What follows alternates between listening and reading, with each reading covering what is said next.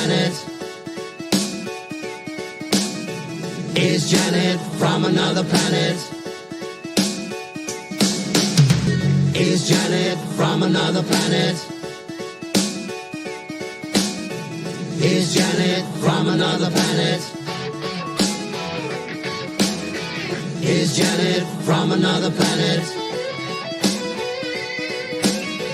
Is Janet from another planet?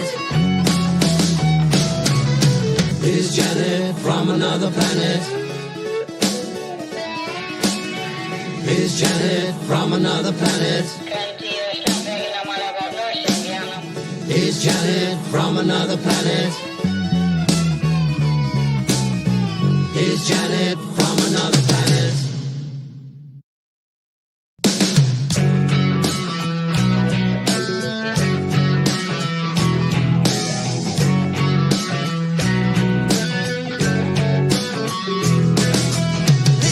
Is Janet from another planet?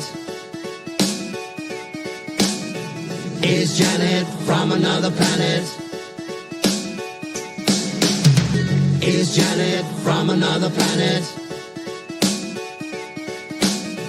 Is Janet from another planet?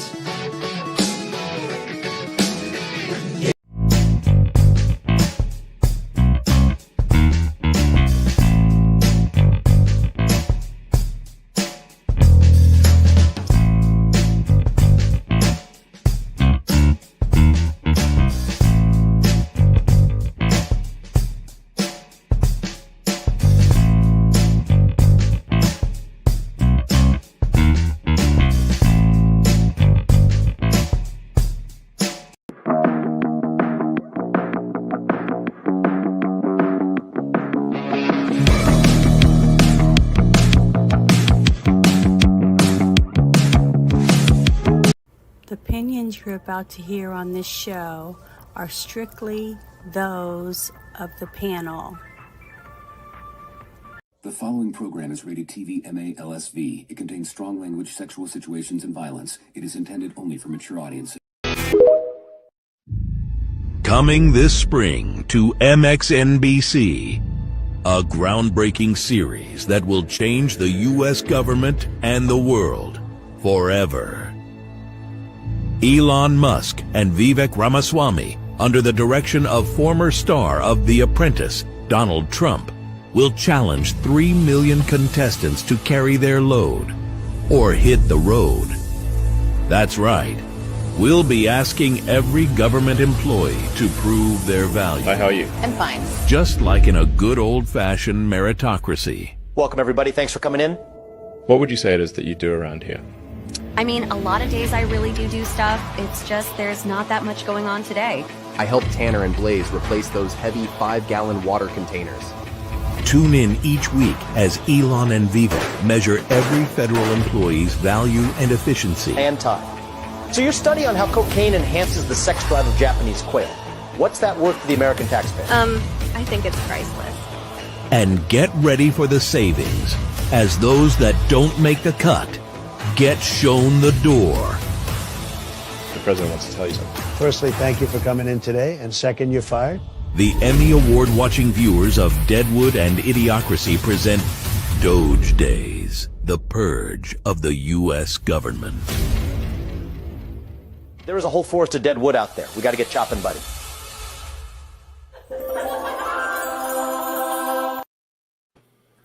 Hello, hello, hello. Welcome to Team Shit Show 2.0. And tonight's guest is Chris. And Dawn was supposed to join me. Maybe she'll join here in a little bit. But hello, Chris. How you doing tonight? Doing great. Janet, how about you? I'm doing pretty good. Not too bad. Today's been a long day, but I'm not tired of winning. You tired of winning? That's right. Not tired of winning. But I just love those openings. What do you think of my new video I found with the Trump and all of them as like super, Middle Ages? Yeah, super like Vikings or something, kicking ass. I just thought it was great. So that was one of the new videos that I found. But I just wanted to share something with everyone. It's called, before I play it, I'm going to.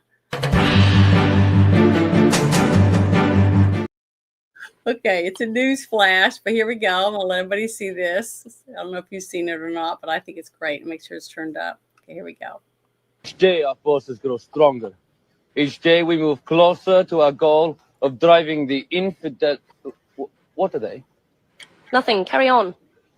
Driving the infidels from our motherland. We are not afraid to... Are they subtitles? They are, aren't they? No. What do I need subtitles for? Can't you understand what I'm saying? I studied English at the bloody American University in Cairo. Well, obviously I can understand what you're saying. Oh, but you see how they condescend to us, they subtitles. Oh, maybe it's teletext, for the hearing impaired. Teletext. No, a lot of TVs come with teletext nowadays. Wait, say something again. My friend has an 80... Hey, how come he doesn't need subtitles? Well, obviously he's comprehensible. No, and I'm not. I speak perfect English. She sells seashells by the seashore. Peter Piper, pick a pecker, pickle pepper. Round the ragged rocks, the Oh! The situation remains as dangerous and volatile as ever here in northern Iraq. While the rebuilding continues... What? I can't understand you. Speak English. Where is your subtitle? Who? You think you're so good? Harry Downs, Iraq. Shut up! The American... Sorry, I had to share that. I thought that was so funny, especially since, what we're going to be talking about tonight with all the goofy shit that we're finding out, thanks to Doge, digging around and seeing that we, the taxpayers of America, have been sending money to terrorists, basically. It's one of the things they've dug up. I thought that was hilarious, so I wanted to play that, Obvious it was not a real terrorist. It was a spoof, but it was funny. It is funny. I thought it was great. So I wanted to do that. I thought it was funny. But here's the first one. I'm going to present something that we can talk about. So here we go. This one. Yeah. Since we now have Pam Bondi has been confirmed. Yeah, I figured this was a pretty good little tidbit on the news that they're about to release the Epstein client list, right? So here we go. Well, we know he was on the plane, not only on the plane a couple times, multiple times. He traveled internationally with Jeffrey Epstein, and he was on the plane called the Lolita Express because it supposedly had a bed in there where Jeffrey Epstein had young girls.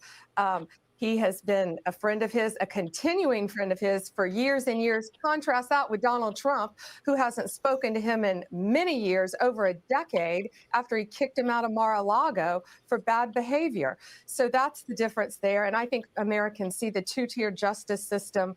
But, we don't know. They're saying Clinton has not been to his private island, but he has traveled all over the world with Jeffrey Epstein. I want to know why AG Garland and the Justice Department are so quiet on this tonight. They're out there labeling parents domestic terrorists, yet they're saying nothing about this. And these documents were so slow to come out. Human trafficking is a multi-billion-dollar business in this country, and Jeffrey Epstein is dead, and Ghislaine Maxwell is in prison for 20 years where she belongs.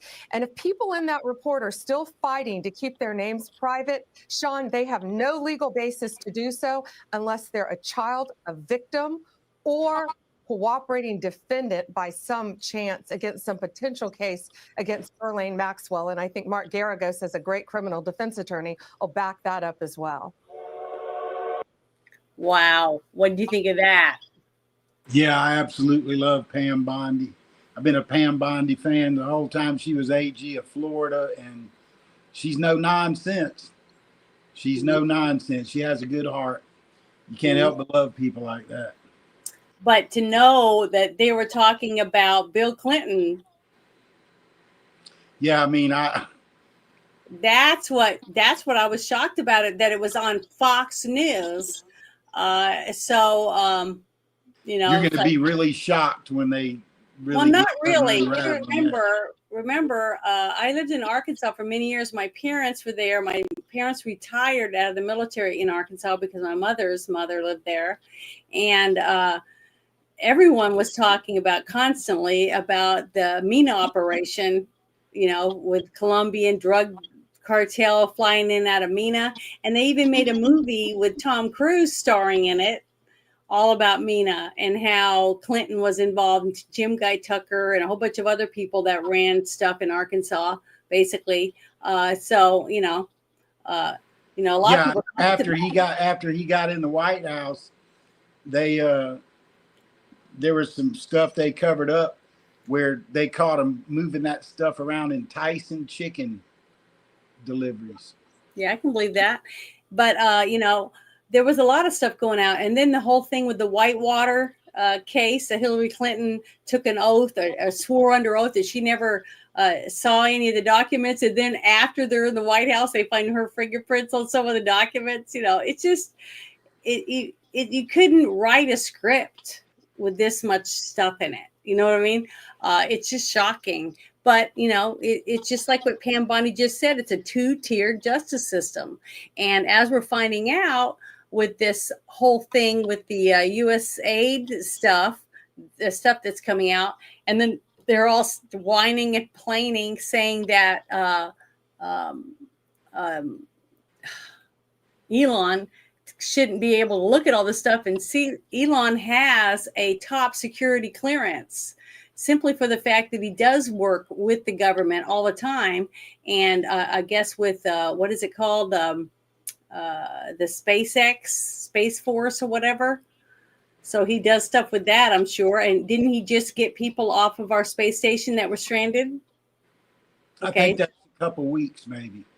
Okay, so the thing is that he has every right to look at this stuff. And he has a top security clearance, probably a higher clearance than half the people in the Senate. And I wouldn't know. I'm not a senator or a state representative or any of that stuff. I'm just a voting Republican. Or he had Elon's government it's government contractor clearance. Mm-hmm. Right, whatever he has to know in order to be able to make the spaceships fit whatever they're sending up to space or whatever. Mm-hmm. And all the satellites that they've got up there and all that type of stuff. But the thing is, it's just funny how all this stuff is starting to come out, through the government. And then what happens when they start leaking all these frivolous expenditures with millions and millions of dollars? I mean, we are $38 trillion in debt. I mean, you could count, just like, what was it? Senator Kennedy was talking about how he could count 1, 2, 3, 4, 5, 6, like that for the rest of his life. And he still would never make it to 1 trillion. Yeah. Okay. So just think about it. Trying to get people to understand, we're 30-something trillion dollars in debt. Yeah, I think it's 36.4 right now. And they're spending millions of dollars and sending it to terrorists and all this different stuff to other countries on teaching, starting a new Sesame Street show, a trans treatment place, and just all this different weird stuff. And what's bad is nobody mentioned the fact that if you go to Saudi Arabia or any of these Muslim countries and you try to push transgender stuff on them, what do you think is going to happen to all those people over there? You think you're going to just let them walk down the street dressed as a trans? I mean, in a Muslim country, it's like they're setting people up to die or something. I don't know. I think the whole thing, the fact that our Congress and our senators approve of that crap and send our tax dollars to it is shocking to Americans, right? I mean, we're just. Well, let's go back historically a minute. Mm-hmm. And this really goes a lot around the Clinton thing. Yeah. Their war room, I was doing Secret Service details. for George Bush back then.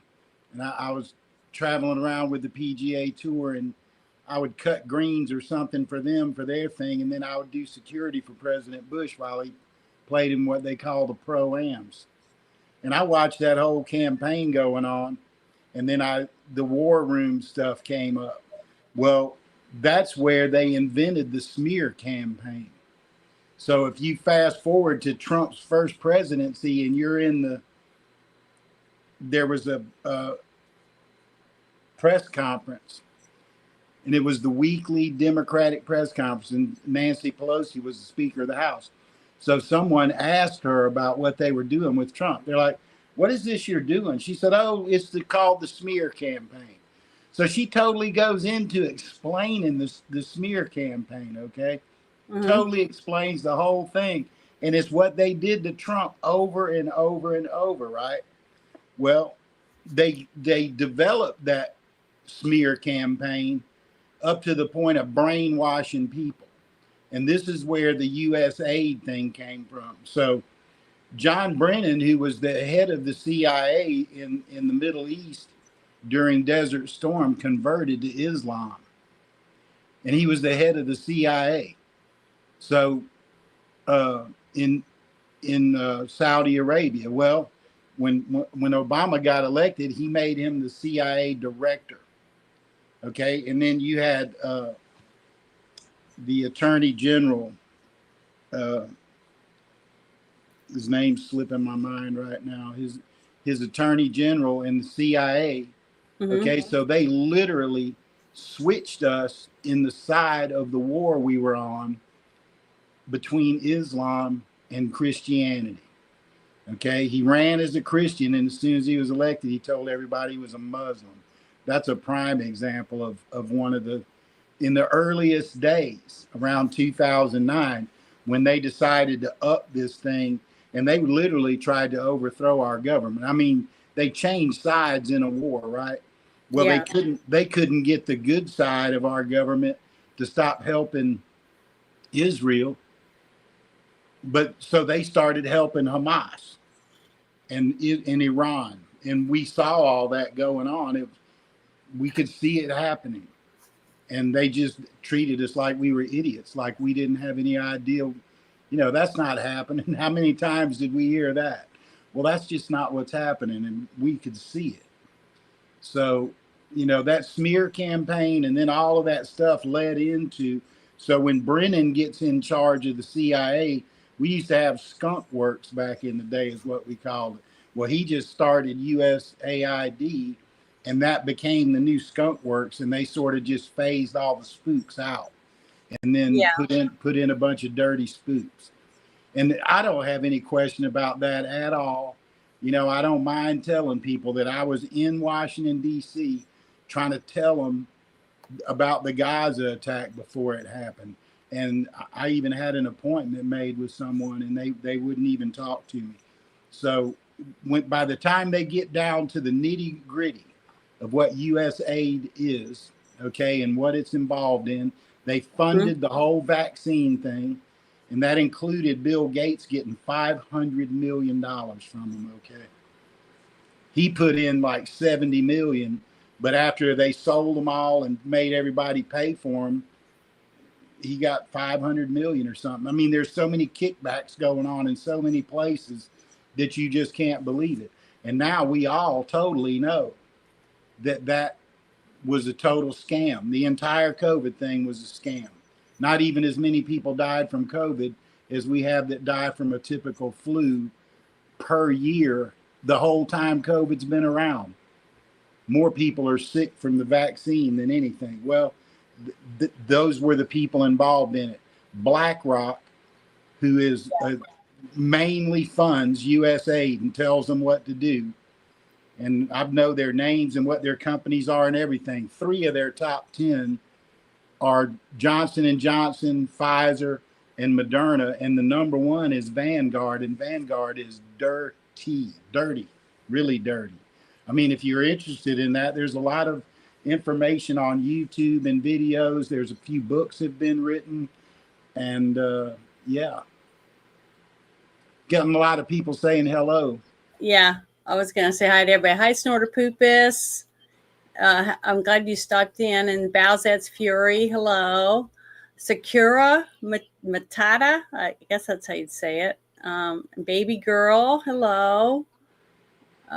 Jackie Blue, sorry. It takes me a little while because everything's separate. You know, I have to go to Rumble separate. I have to go to X separate. And then I have to go to YouTube is the only one I can look at on here. So until they start putting it all together, it's just really tough. Let's see. It's Six Nations. Hi, how you doing? Thank you for stopping in. Let's see. I'm trying to keep looking down here. Oh, Kronos. I see Kronos down here now. Hi, Kronos. And Bowsette. Hello. Let's see. Just give me a minute. I'm behind a little bit. But this next thing I wanted to share. Yeah, I saw that. I know that video was kind of older, but I couldn't help it. It fits so well considering what's coming out with this USAID stuff, and knowing that we're funding terrorists and stuff. I just thought, you know, we got these terrorists that like, but what about us? We need money. Yeah, I mean, the sickest thing of all. The sickest thing of all is that they're getting in public spaces and being filmed, and basically they're saying it's insurrection. What they're talking about is insurrection. Well, yeah, okay? But they can have an opinion. Not the same insurrection that they are blaming us for. You know. Yeah, right. They're literally going around saying this is war, and they're making threats. Somebody got arrested today for threatening a Supreme Court justice, and I believe it was a governor. I'm pretty sure it was a governor or a senator threatened a Supreme Court justice and got arrested today. Well, so, I mean, there's a lot going on. We got a lot of work ahead of us if we're going to fix it to where everybody is treated equally under the law. So it shouldn't matter whether you're a man or a woman, what religion you are, or any of that, or how rich or how poor you are, how you're treated by the government or by the law. If you break the law, it doesn't matter who you are. You should. I agree with that. But let me share this gentleman's point of view, or wanting us to hear about Pam Bondi being confirmed. So since my show's on Thursday, I just wanted to make sure I showed some of these things. I think it's really good. The last 2.5 weeks have just been a warm up. We are about to see some shit, people. As Trump's cabinet members are confirmed, now the real fireworks are going to start. Pam Bondi was just confirmed. She hit the ground running, and she brought a flamethrower to the press conference. Epstein Liz, she says she could drop that yet today. See, and she points out that Jeffrey Epstein was convicted of trafficking. Trafficking requires you to be trafficking to someone, and those people that you traffic to have also committed heinous crimes.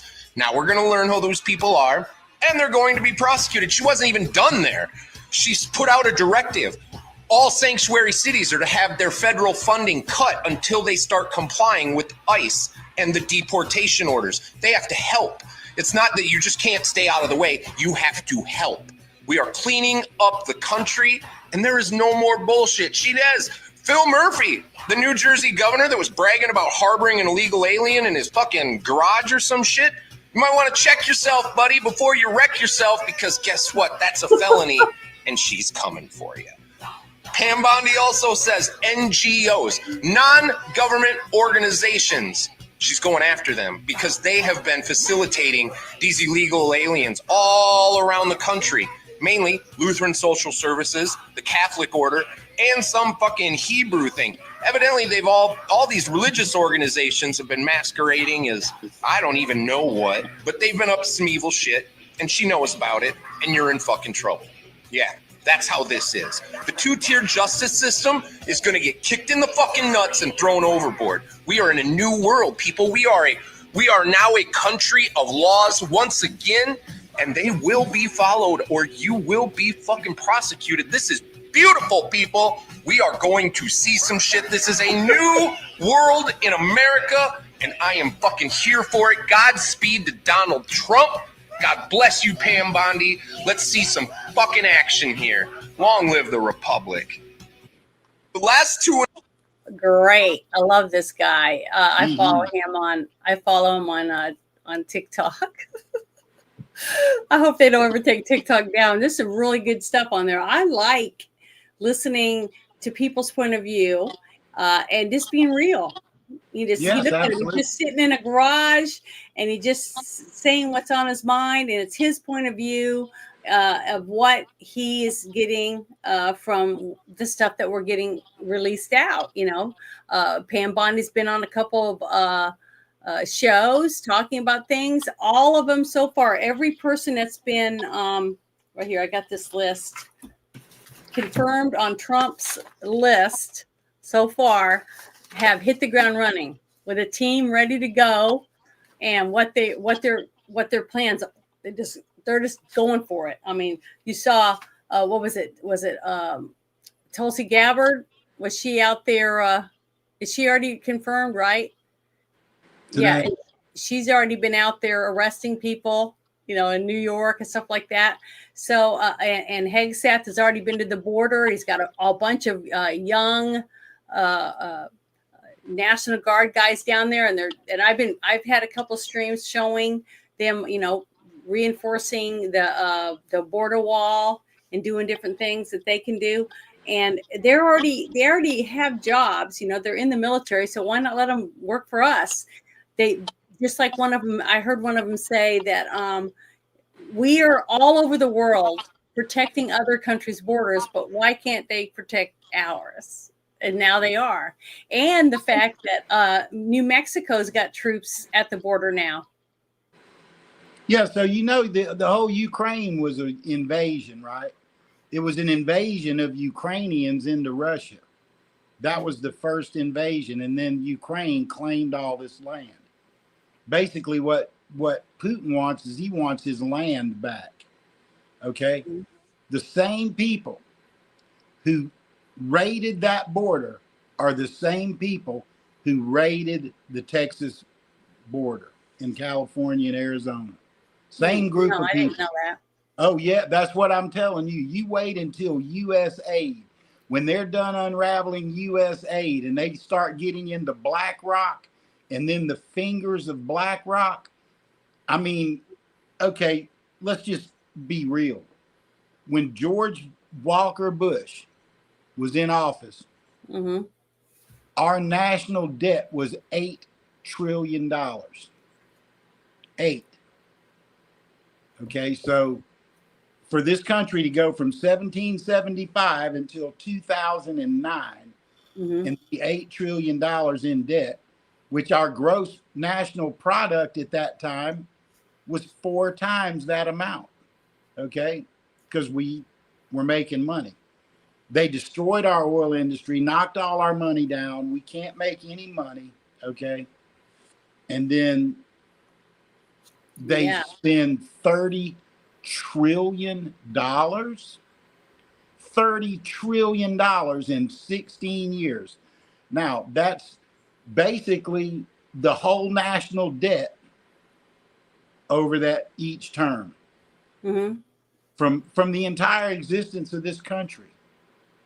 And what did they do with the money? They funded nuclear programs in Iran. They funded government overthrows and coups in Africa. They funded the Syrian invasion from northern Africa, and then funded them straight into New York, and then funded them through the channel into England. And if you ever talk to anybody from England right now, Great Britain at all, you will be stunned. Now, I promise you, the director of national intelligence and the head of the CIA, they all know everything I know. And I'm just telling you stuff that's been in the media or that you could look up on YouTube. I'm not telling you anything that you can't go find for yourself. It's all available. Yeah. And these 6 kids that Elon put up there to go through the database, come on, man. They took over Twitter and fixed it in like 3 months. Okay, this is not going to be anything like And that. remember when he first got there and he started, firing everyone, all those people, and they just went and started, what was it, Blue Sky or something? Mm-hmm. Blue Sky, a whole new Twitter or whatever, and which is fine. I'm never going to get on it. But the thing is that there were so many back doors that they said they're still working on back doors right now on X. Oh yeah, no doubt. So and me, I know I'm still shadow banned. I still can't see spaces at the top of my TV or my top of my phone. And I've had a couple people, friends of mine that I've known on X for a long time that's tried to help me. And I know it's something with my profile because I have a second account that I started when I got kicked off a couple times on Twitter, when it was Twitter. And I started a second account, which is my backup account. And when I'm on it, it's on the same phone, different email, but it's the same phone and all the same settings. And guess what? I can see spaces on it, but I can't see them. And then other people say, well, I can't find your profile. And you type my name in and it takes a while. You have to go down a whole list of stuff because, they've got me to where you can't see me, because this is my fourth account on Twitter because they didn't like me. They hated what I had to say or whatever. So when I started this account, I had put on there that I like comic books, cosplay, blah blah blah, all that stuff is Star Trek, right? And I wasn't planning on doing politics or anything like that, but I can't help it. It just started getting involved, and that's what I do.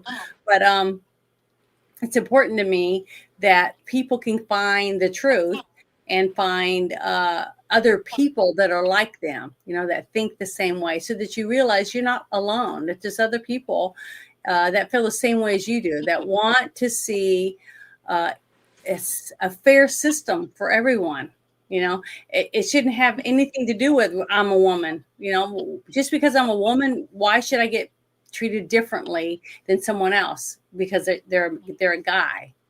If I'm saying something and they're saying the same thing, we should be treated the same for what we say or how we act, and not, be treated different because of that.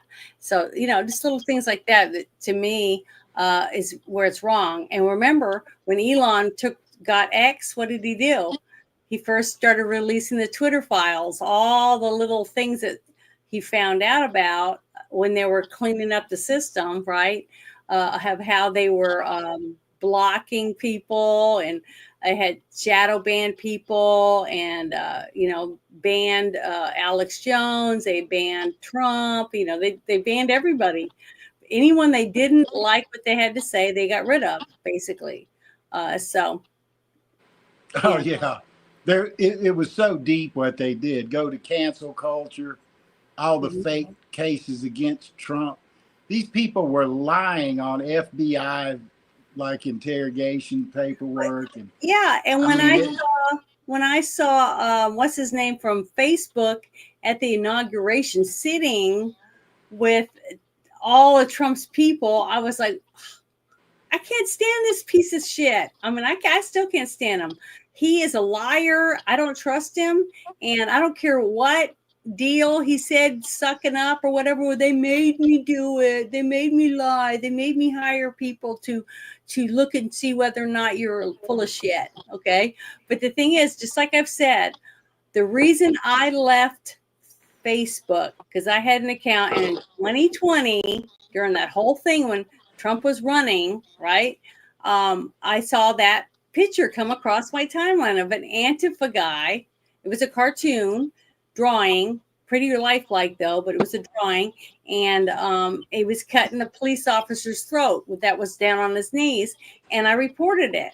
And I said that this was offensive. And they said, well, we looked at it. We couldn't find it. We didn't find it offensive. It was artistic expression. That's what they said. So I said, fine. So I took it and swapped it around and made the Antifa get his throat slit by the cop. And I had them side by side, and they told me I had to take it down. And I'm like, why? It's artistic expression. Well, it's offensive to people. See, it's two-sided. It's lopsided, just like what you're seeing now with this whole what was it, USA stuff, aid stuff coming out about how they're using money to pay off different media companies and stuff to block other people they don't like, what they're saying, blah, blah, blah. And I hope it all comes out. I really want all of it to come out. And I want people, the American people, to see that their tax dollars were spent to silence half of us. Some of your family members were the people that were kicked off and treated bad, just like what they said. And I really believe that if Trump hadn't won when he did, that instead of if Hillary Clinton would have won, I really believe that people like me would be in a camp, or they would have forced me down and strapped me down to a gurney and gave me the jab anyways, against my will. I really do believe that.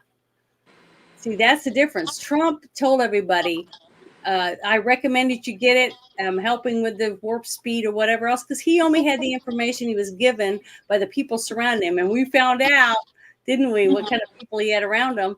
Liars, backstabbers, people that were recording him in his own Trump Tower, stuff like that. I mean, real psychos. The whole Trump dossier was fake, paid for by Hillary Clinton's campaign people. All that stuff, all coming out, all came out. It's all proved stuff, and more of it's going to come out. I guarantee there's more stuff going to come out. All that crap, and I'm sitting back enjoying the show, and it's going to be a lot more that comes out. I promise you. There's a lot coming. The thought that they could do all of this stuff for all these years to Trump and slander him, say all this shit with nothing, all the lawfare, then he almost gets killed twice, right? And he still tried to be in here. And then when I saw him during the election day, or the day that he was sworn in, and he turned to his wife, and I cried when he said, when she asked me, do you want to do this? Do you want to do this again? Whatever. And he just looked at her, and I just felt my heart broke for her, because to us, he's president of the United States, but to her, he's her husband. He's the father of her son and the father to all their 11 grandkids, and all his grandchildren and his children look at him differently than we look at him. And he's just a man. Okay. He's just a man, but he believes in something. And we see that. Okay. All the people that voted for him see the man that we believe is helping us. And look at what he's done. Every single thing that he's doing right now, we wanted him to do. We asked him to do. Absolutely. Clean up the mess. Try to help us save this country. Give freedom back to everyone. Even the people that hate his guts, that want him dead, I want them to be free. I want them to have the right to walk the street and hold a sign. Okay? I want them to have that right. But their right shouldn't impede on mine. And that's part of the problem they haven't realized, is all those people forcing their agenda on me when I've never tried to force my agenda on them. If they don't want to listen to me, they just have to change the channel. That's it. And I do the same thing. But when they come into my school and they try to teach my kid stuff that I don't agree with, and then I go to the school and I complain and they arrest me, or arrest other ones like me, that's wrong. I have the right to know what my kids are being taught in school. If I send my kid to a church group and I find out they're teaching my kid that it's okay to poop in a litter box and stuff, I have the right to say that's bullshit and take my kid out of that school, that kind of stuff. But they were trying to force it. And that's why I want to see all this stuff that Trump has been doing and the people he's chosen. I don't agree with every person. I mean, I would never have voted for Robert Kennedy Jr. And the reason why is because I don't believe in some of his stances on the Second Amendment and a few other things that I don't agree with him. But this whole thing about getting our schools healthy again and getting America healthy again, to start eating better and take all these additives out of our food, all those things, I think it's awesome. So I trust Trump to make the best decisions, and I think he's doing it so far. I think he's hit the ground running, and I'm proud of it. I think even his picks are hitting the ground running. I think he picked the right people for the right job. If we can get it confirmed, the Democrats have been dragging their feet, making everything. I mean, today all they did was filibuster all day long. They filibuster for 30 hours till they have to get the other vote up there, and then they'll try to prolong it as long as possible. They've done it with every single one of his people so far. Kash Patel probably won't even get in till next week, if then. It's just, it's pathetic how what big children they are, and why the Republicans have just accepted everything, and just they help them get all their people in just like that, so the government could work smoothly. But see, this is not a smooth transition when they're just standing there stomping their feet on. They don't have a right to do that. They don't have a right to look at what we're spending money on. We're trillions of dollars in debt, but that's none of their business. The American people don't deserve to know. I mean, that's how they talk. And people will still vote for them. That's another thing I have a hard time understanding. It's just beyond thought. I mean, honestly, of why people will keep voting for these people to spend their money. Did you hear John Kennedy's speech? Boy, he was filibustering. He just went to talking about the truth, right? Mm-hmm. 2 or 3 times when he was talking, he literally said, "Would somebody give me a sick bucket?" I mean, it's literally sickening that we can even say these things out loud. I know it is. It's really scary. Like, what happened?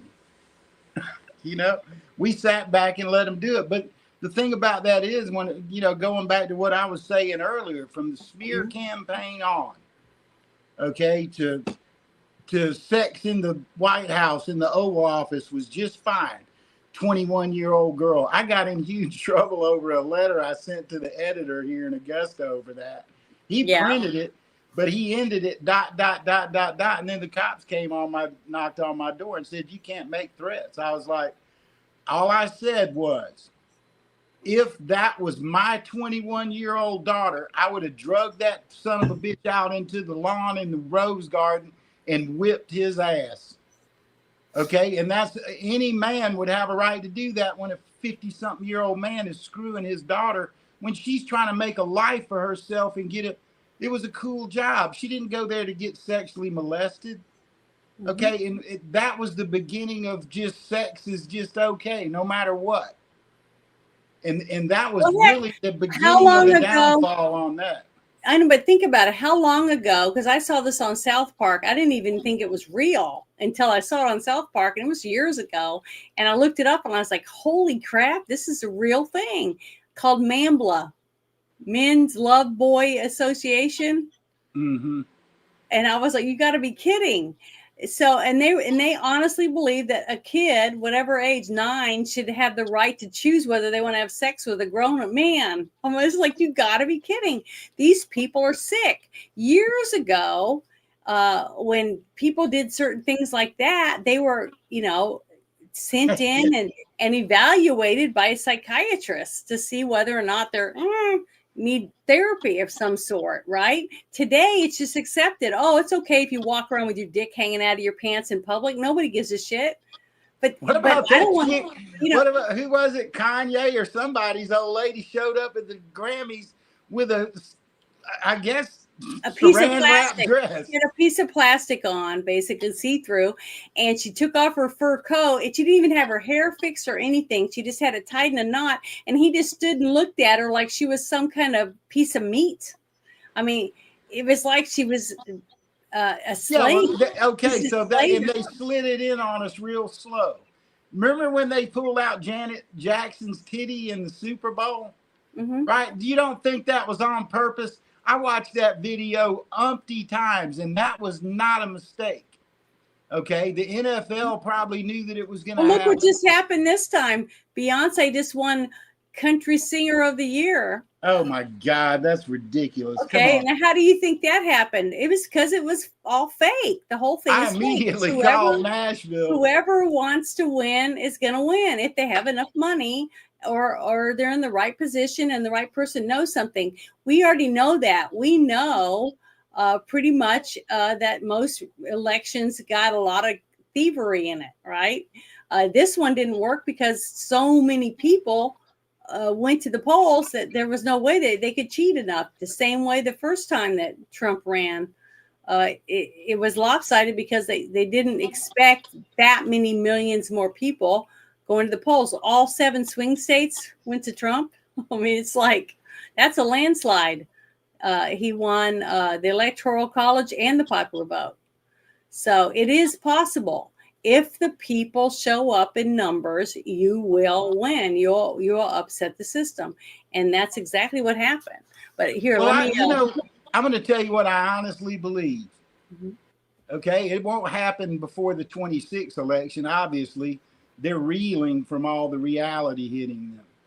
But by the time the next election comes around, it would be nice to have a rational second party in this country to have healthy debates with. Mm-hmm. Now, could they ever build trust up in that party in 4 years that they would be willing to go through everything we've been through? I don't think so.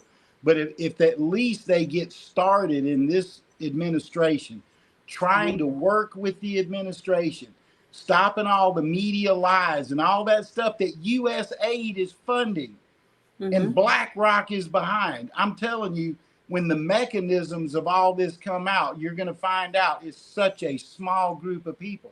I could tell you their names, but all that's classified at this point.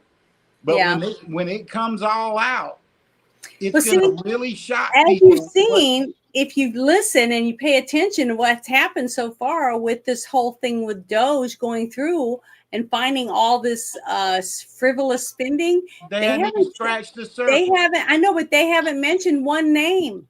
They didn't say one name of any person that sent this aid to that person, this aid to that person, or this money to that. What group of people did it? They didn't say. Well, hang on. I actually heard someone who came forward and said they have the names, right? So there was 5 or 6 of them that added up to $342 million, went to 5 different people. And it didn't say the recipient's name on it or what it was for. Okay. So this senator who's helping with Doge came on and said, "Oh no, we have every record of everything. Who signed it? You know, we got it."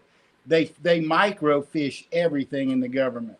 And if you don't know what microfiche is and what that means, they keep everything, just like your FBI file they have. They can tell you what your grades were in 2nd grade. And if you don't believe that's true, then you're backing up. They know everything, every surgery, every argument, every time you call 911. We had all those people in the Senate today, because I did a live stream all day pretty much with the people talking about all this bullshit and how pissed off they were that Trump has no right to go against the Constitution and put Elon Musk in charge of checking out where the money goes, blah, blah, all this bullshit, which is all lies, because the president has the right to do what he's doing. He's doing exactly what he said he was going to do, and he ran. Yeah, we voted for it. Yeah, but the thing is, he's doing it, and which is telling me that he's doing what he said he's going to do. How many presidents have done that? Not very many. Okay, yeah, but do you understand that what they're mad about? They bought the people. Okay, they bought the people. Give you this, give you that. Open the border. Tell everybody go on TV naked. That's why do whatever you want to do. They bought the people, and they're very upset because they will not be able to buy them anymore. They're upset. I think they're upset, not just because the wallet is closed. Okay, their power's gone. Cash cow is gone. It's the fact that they now know that whoever's looking at everything knows who did what. That's what they're mad about. Because some of the Democrats, like Fetterman and a few others, have even voted yes on some of Trump's. Oh yeah, I like Fetterman. Okay, so I'm I telling like Fetterman. you, He's doing good. not all the Democrats are in the back pocket of whatever's going on, and neither are all the conservatives. Aren't all good guys. I guarantee you, there's a buttload of rhinos on You're that gonna list. find a lot of Republicans' names I just involved in watched all that of it. January 6th stuff, and there was a few rhinos that helped railroad a bunch of those January 6ers, even though the Supreme Court ruled that those were excessive for misdemeanors, and the ones that sat there and never got to go to trial. That was totally against their constitutional rights. There's civil rights. Somebody dug up a email from Liz Cheney, and it said in there, "Damn right, U.S. aid put me where I am today." It's an email. All that stuff she was answering a question in an email. But as it comes out, if we, the people, don't share it with other people that we know has not yet heard about a lot of this stuff, then we're not doing our due diligence to get more people to understand that they've been screwed over by taking money that should have went to our veterans, our homeless people, to our roads, to our cities, to our infrastructure, all the different things that all this money should have went to other countries that hate us, that want us dead, that scream in the streets, death to America and shit. Okay. We know a lot of money went to those people, and it didn't go to us. It didn't go to our hard work. We sweated to earn our checks, and half of that money went to people we wouldn't have approved of. See, wouldn't it be funny to find out what it would be like if, let's say, the people in the government stood up on national TV every month and said, okay, these are the things that we're thinking about making a law about, and we want to add this, that, and the other to it. And then we gave the president the right, which I hope they do it this time, line item veto. You heard that before, I'm sure. Give them that. Give the president the right to look at a bill, a big omnibus bill that's got all this shit in it, right? And he can go down and take this out and take this out, say, here's $1 million for a turtle tunnel for turtles to use to swim under a bridge so they don't go over the bridge and get run over. I can tell you right now, I've driven over, I don't know how many bridges that are go up and go over the water, and it's wide open, and there's still dead turtles on the bridge, because a turtle is not going to use a turtle tunnel simply because you make one. They're a turtle, okay? They're an animal. It's ridiculous and dumb. They might be running from something trying to eat them. You never know. Oh, here's something that's funny. Yeah, that's most of us are working our way there, I think. How's that? But this next thing I want to present, I thought was pretty good. So hold on, let me pull it up here. I think it's this one. Yeah, here. This is another video that I found that I thought was pretty good. All the dirty laundry Elon is finding. So I want to share this. This guy's got a pretty good point of view. I thought it was nice. So are you guys paying attention to all the waste that Elon Musk is finding? I understand some of you are really concerned about Elon's alleged power. He's going in and he's cleaning house. He's figuring out where the money is and where it's going. I heard there was, I don't remember how many thousands or if it was millions, but there's a ton of money going into the New York Times. They're a business. Why is the government giving them money? Politico, a left-wing online alleged news resource, getting thousands and thousands of dollars from the government. U.S. aid going to foreign countries to spread the transgender information. Why are we using our money we should be using for homelessness, affordable housing, issues that are affecting us every day, to be sending books about transgenderism to Somalia? 5,000 FBI agents were working on the January 6th story on the people on the investigation. 5,000. I mean, I love this because I think Elon is going in there with his crew and they're finding waste. They're finding where our money is going, yours and my tax dollars, and exposing it. You know why they're afraid of him? And then they're trying to make all of you afraid of him? Is because he's exposing their lies. He's exposing all the money and the waste that they've been shipping out to places that you and I had no idea this was going. Now we know. And that scares the holy hell out of them because they are now being called on the carpet. So don't jump on the anti-Elon Musk train just yet, because he's actually doing every American taxpayer a huge favor. And you got to ask yourself, why is the government so afraid of him? Now we know. Ta-da! I love that. I thought that guy said it exactly how most of us feel. You know, Yeah, I and that's agree. what's good about getting to come on a place like this and talk about stuff and meet new people, like on X and on Discord. A lot of people don't like Discord, but guess what? I love Discord. I have made some really good friends on Discord. We share music, we share art, we share books, movies. We talk about all kinds of stuff. And I feel comfortable there because it's private. You only get to go on there and they can kick you off if you're an asshole. I can't do that. If I got some douchebag that keeps bothering me on X and I block him, he just gets a new account and comes back and block me. But now Elon's made it to where even though he's blocked, he can come and look at all my stuff, look at all my pictures, take pictures of my pictures and share them with whoever he wants. And I won't know because I blocked him. So, you know, I just think that's ridiculous. I mean, we should have the right to hide our stuff from another person that we don't want some perv getting your stuff and doing whatever they want with it. You know, I don't know. It's just, it's to me, it's like having a peeping Tom peeping in your window every night and there's nothing you can do about it. So I hope Elon realizes that, you know, one day it's going to be one of his kids that someone's peeping in on and he'll start thinking about it a little different, I think. See, I don't agree 100% with the way things that Elon does.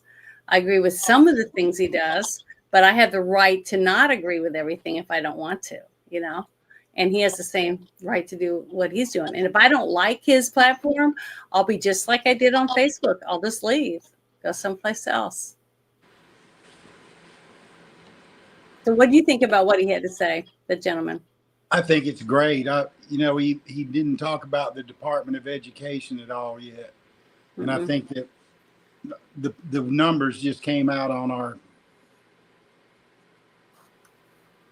like 20% of fourth graders are proficient at math. I think 43% were proficient at English, but 20% of fourth graders can do standard math. Now, that brainwashing has been going on for a whole generation. You know, and all the stuff Trump does and all the bitching Democrats do and all that. I'm solely believe that each of us, one person at a time, doing the next right thing and treating other people the way we want to be treated is how this country will heal. You know, we pulled together behind Trump, but we have to pull together behind each other too, because in the end, this really is about us. And what really got us pissed off was what they did to our children. Yep. That was the thing that pushed us over the edge. When they started taunting that they were doing things to our children the way they were, and then, you know, that's became a huge problem. So I'm really interested to see them start pushing buttons in Department of Education, because that's where really our big problem lies. Well, what if they just got rid of it and it was up to the states to take care of their own schools? Yeah, that's on the table. They're discussing that. That's on the table, which, I mean, you know, I'm okay with that. How many years ago was it when, I don't remember who it was, that they said they came out, it might have been a Bush, one of the Bushes. I'm not 100% because I didn't look into it or anything, but I remember one of them coming out, or one of the presidents coming out saying that they thought we should have a way of opting out of public school and getting the money that we're spending and get a voucher or something and take it and put it towards private school, if that's what we wanted, or homeschool. I mean, yeah, almost always the first lady in the White House got behind education, and they started programs like Reading Rabbit and math programs and, No Child Left Behind and all these other things. Head Start program, stuff That's like right. that. Those were all done by first ladies. Mm-hmm. Well, tell me what our first ladies have done for children. Not since 2009. I where can we just lost. tell you that my governor has, when she first got in, she decided that she wanted real milk, not 2% milk, and to work on changing the lunches in the kids' schools because she wanted them more healthy foods instead of fried everything, Yeah. like that. So we'll see, and that's why I'm really excited to see what if they ever get him in, Robert Kennedy Jr. and see what he's going to do about getting rid of some of these additives and stuff in our food. Yeah, well, I mean, they could have. We used to always have a parent in our room, right? When I was coming along, and those parents they were there to make sure that the teachers weren't getting out of line, right? Then all of a sudden you had to have parent-teacher associations, and room mothers disappeared, right? They didn't have a right. Well, you got to remember too. Now, I always volunteered as much as I could in my kids' schools. At the playground, most of the time, I'd go and I'd help watch the kids in the playground so they're not picking on each other or doing dangerous stuff, throwing rocks, poking each other with sticks, that kind of stuff. Yeah, and also help, in the lunchroom or wherever it was needed, filing books, putting books away from the library. And a couple times I volunteered to go and just go through books and see what's in the books for the kids. And man, did I find some books that should never have been in the libraries. But that's because people don't volunteer anymore. Okay. And they can't afford, a lot of schools can't afford to pay somebody to come to the school and do certain things. Okay. They're on a limited budget. But see, that kind of stuff's going to change, I think, now because of Doge going in and cleaning house and shutting down cutting all these strings off to all this bullshit. So now we're going to have money. It's going to start filling back up into the coffers, and they're going to say, what are we supposed to do with all this money? Okay. So then they're going to say, hey, we actually have real money to help people, in the cities, in the communities. Each state's going to have more money because the frivolous spending is going to start going away. I mean, honestly, why do we have... Look at that one city in I think it was Los Angeles, where the Chinese president was going to meet with Newsom, right? And there was all those tent cities and just nasty poop in the roads and everything. And all of a sudden, it was like almost overnight, they cleaned up the whole city. You couldn't see a single homeless person. And so if they could do it in one night, why couldn't they have done it all along? It was hurting the tourist industry. All these businesses were getting looted, and it's just horrible. I mean, the way that they run this stuff, then all of a sudden they can fix it like that. And all they ever say is, if we had more money, when they had tons of money, but they were spending it on their pet projects for their little pat on the ass from whoever was they were giving money to. You know what I mean? I don't know. I don't know enough about it, but you know what broken window syndrome is? Have you ever looked into broken window syndrome? Never heard of it. Well, it's a whole class in psychology that says that the reason that the underprivileged aren't able to crawl out of their mire is because there's always a broken window or something's not fixed, or right. And they perpetrated broken window syndrome on California to seize all that power. And the way they did it was by inundating the streets with homelessness and horrors, and then allowing the drug trafficking to go on the way it did. The biggest problem that I ever hear from any of my constituents in California is the number one problem there is fentanyl. That's the number one problem. And they orchestrated that, these people. it's not the same thing to walk up to somebody and shoot them with a pistol and then go, I didn't mean to do that. But after you've shot somebody with a pistol right in the chest from point blank range, you can't deny that you did it. Right? And these mechanisms of society that they study all this. It's everything that I talk about is available online. The reason I share it is because I hear it from really smart people, and it's like, wow, that really opens your eyes up to all this. It all goes back to the Linsky method. I aired that yesterday, or the day before yesterday. The whole thing where they were having some committee meetings on what they were going to do about the fentanyl crisis. And Senator Kennedy, which I voted for when I lived in I love Senator Kennedy. Down in New Orleans. I love this guy. I just liked him back when he ran and everything. I liked him. I liked his personality. I felt I believed him. When he talked to him, he just something about him. He's a real down to earth.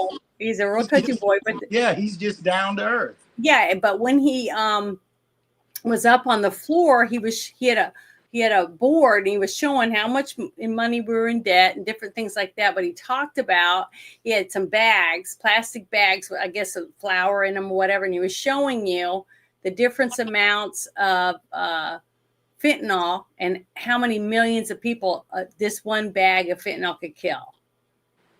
Because it only takes a few granules, like the little sizes of 3 granules of sand, basically, could kill one person. I mean, just tiny amount, very, very small. And that how many people were dying because they were getting fentanyl laced other pills. Some other pills they were buying on Snapchat. The kids are buying it on Snapchat. Yeah. So they did this whole thing. They were talking about it. So they are bringing up important things to try to they're trying to reclassify fentanyl and to make it to where if you don't make it, how can people die from it? You see what I mean? Yeah, well, so the whole drug thing is a nightmare. Yeah, and that's what I'm saying, right? The only way that we're going to heal, right, is if all of us sort of collectively come together and help the people that need help, right? I mean, Trump already kind of has the fentanyl thing. He told China, man, let me find one more bag of fentanyl at my border. I dare you. Let me find one, right? And he'll sanction them, and he'll put tariffs on them and all that. And so he knows how to get cooperation from. Well, he did it. Okay, all the bitching and moaning that I've heard for days since Trump's nomination, people, his cabinet, all these people that he's trying to get on his cabinet. It's just trying to get them in there, and the process that the Democrats are just dragging their feet on because they don't want any of his people. They hate every one of them. Because they all stand up for truth, justice, and the American way, basically type thing. But it's repulsive, and I've had many people in my chat going, "I can't stand it. I can't stand to listen to these guys because they can stand up there and say anything they want. They can, even though the chairman will say." This has already been proven that it's not real, that it's a fake news or whatever. It's already been shown that this is all, conjecture or whatever. Okay, they're using all these legal terms or whatever, and they'll still get up and say it anyways, even though, this whole thing with the USAID, over and over and over again, every single one of the liberals would get up there and say how it's unconstitutional that Trump put Elon in there to look at all this stuff. We don't know these people. They're stealing our social security numbers. They're doing this, that, and the other. They're saying all this stuff, which we know is lies because none of it makes any sense. Elon is so rich he could buy a country himself, basically. Okay, so what does he want my social security number for? I mean, it's just pathetic stupidity is what it is, and it makes them look like dumbasses. And the thing is, they're so afraid of what's going to happen to them because they've lived by using our money like an open bank account for them to do whatever they want. I don't know what they're doing with the money. They could be buying hookers. They could be having parties. I don't have a clue. But the thing is, watching them stand up there for days doing this to filibuster, to drag it out for 30 hours so they could drag it out as long as they could to have to vote on it. And, it took them forever. They didn't want Pam Bondi because they knew what she was going to do because she said she was going to do it. And they're saying, all you guys are going to do is go in there and be a rubber stamp for Trump. Well, fuck. Isn't that exactly what happened with their administration? They just let Biden stroll in and do whatever he wanted, or they'd wheel him around to wherever he needed to and prop him up and get him to act like he's coherent or whatever. I don't know. But that's funny. It's just disgusting. I'm just sick of it. I can't wait till we can clean house and get rid of some of these dead weight that we have, and start having the money in our own pocket and let us spend it the way we want to spend it, like it should have been done in the first place, because I can tell you right now, if you gave me $100, I know better from my family what to do with this $100 than you can tell me to do with it. I'll be interested to see spend it a certain way. It's ridiculous. I'll be interested to see what this does to the stock market, because 40,000 people are about to quit jobs whose combined income is about $400 billion, some outrageous 400 million anyway, a month, right? Because 1,000 is a million. Well, you got 40,000 of them, and they're all getting at least 5,000 a month. I promise you. But did you hear? I heard, I don't know who it was. I've listened to so many videos for the last 4 or 5 days and so many live streams and spaces. I've been in so many things just trying to gather some information and make sense of some of this crazy stuff that's coming out. But I heard someone saying that, the urban welfare or whatever, people that do that with housing projects and stuff, that they're even looking at maybe in each different state, going to the state and saying, okay, what we're going to do is we're going to sell, let's say you got 20 apartment buildings or 20 apartments in this one apartment complex, right? And people have been living in there in the government-owned apartment complex. Well, they're thinking about selling each apartment to the person that's living in it for like $1. And letting them buy it, but now they own it. Now they have to get insurance. They have to pay for the rent. They have to pay for whatever, to keep that running, up and going. But now it's theirs. They own something. Sounds like a good idea, except they could lease it. Yeah, but they can sell it. They can sell it to someone else, take the money and do whatever. But the thing is, the government won't be in charge of it anymore. The government will be getting it off their hands. And he said in the long run, selling it and just taking a loss on it and getting it out and starting fresh is better than dragging. Okay, it's like, putting a giant ball around your neck and dragging it along. You might as well just cut it off and start over. See, that kind of thing.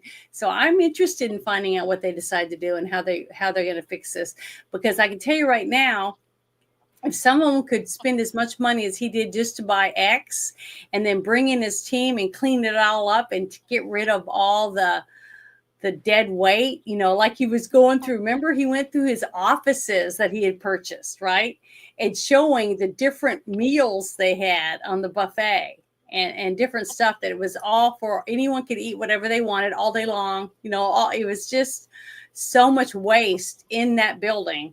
And people just would show up when they felt like it. And that's why I love that Doge thing that I play, because they're like, that girl's like saying, well, I do stuff, but today I just didn't have anything to do. So, it's like, it's dumb. It's ridiculous and stupid. So why would anyone do it? Any one of us had a business, if any business type ran our business that way, we would be out of business already. We would have already lost everything. the bank would have came and took everything away from us. And Well, that's what's us. wrong right now. We're the bank, and we're taking everything Yeah, back. finally. That's exactly what's going on. We voted for it. The right banker came in, chairman of the board or whatever came in. We voted him in, and he's cleaning house.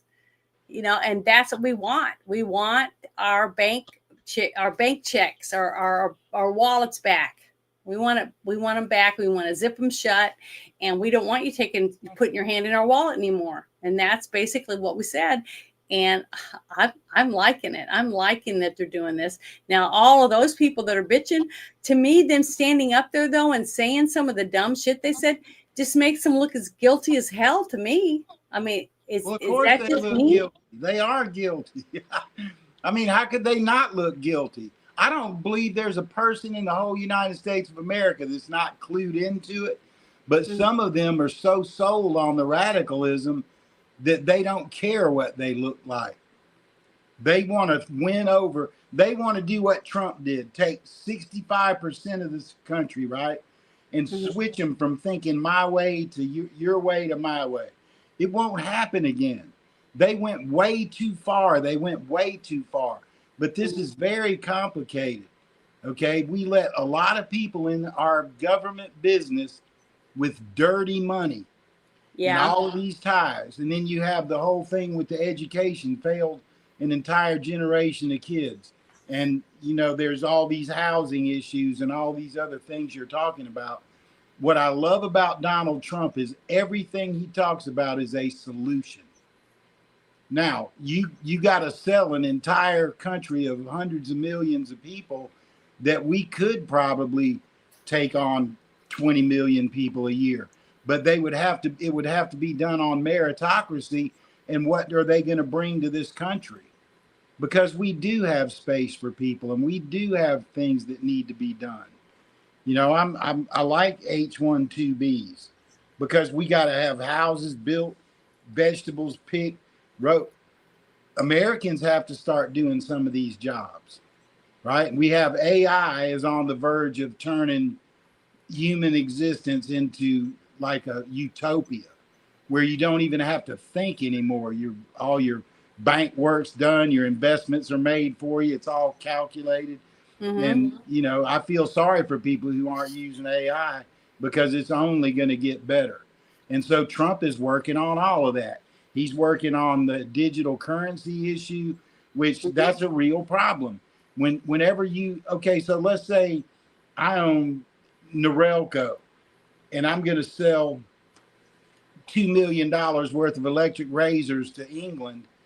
If it's done on cryptocurrency, I get my money that day. But they literally have to get the gold from the English treasury and ship it across the ocean and put it in a bank in New York before you get paid. That is the benefit of crypto. Now, there's a lot of theft going on. People are scamming people. Everything new has a learning curve in it.